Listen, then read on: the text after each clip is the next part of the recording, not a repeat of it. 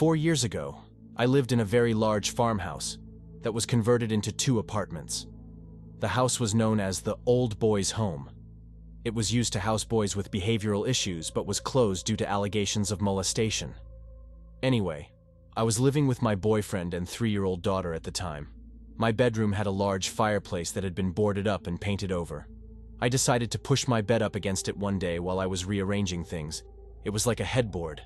That night, around 1 a.m., I had heard a small voice saying, "Mom, Mom, Mommy."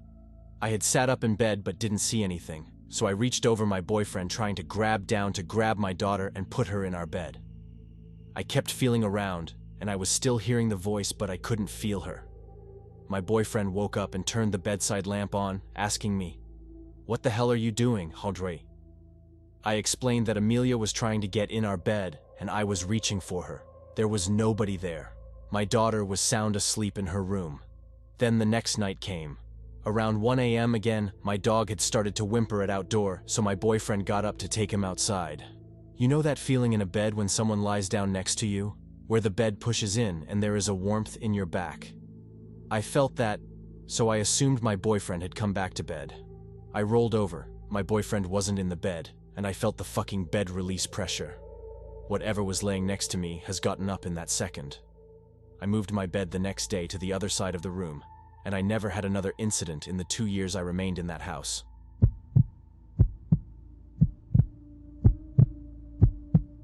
I came home from work one day to grab my spare tires. My sister was away at school 7 hours away, and neither of my parents were going to be home for another 5 hours at minimum. I ran in, changed my clothes, grabbed my tires, then drove to a garage to get them installed. I got home 2 hours later, and as I walked into the living room, there was a chair just sitting in the middle of the hallway and was facing the front door. I thought nothing of it, but didn't recognize the chair as being one that we owned. It was a standard metal folding chair that you would buy for a couple bucks at a retail store. I folded it up and propped it up against my dad's workbench in our garage. My mom gets home a couple hours later, and I ask her in passing why she left a metal chair in the middle of the hallway.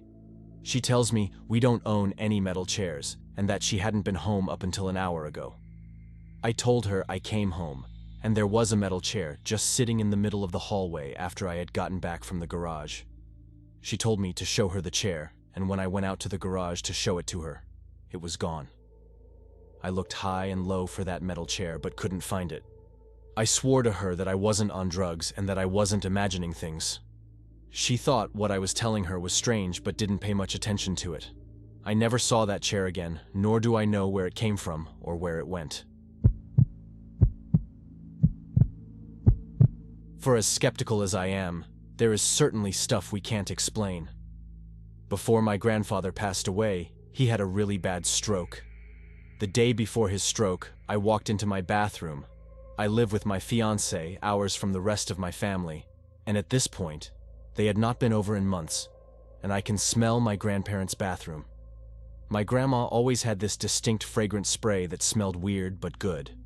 But as I opened the door, I got this huge blast of this smell. I was so confused and I couldn't explain it, and suddenly I got really worried, which I also couldn't explain. I called my mom, as she lives closer to my grandparents.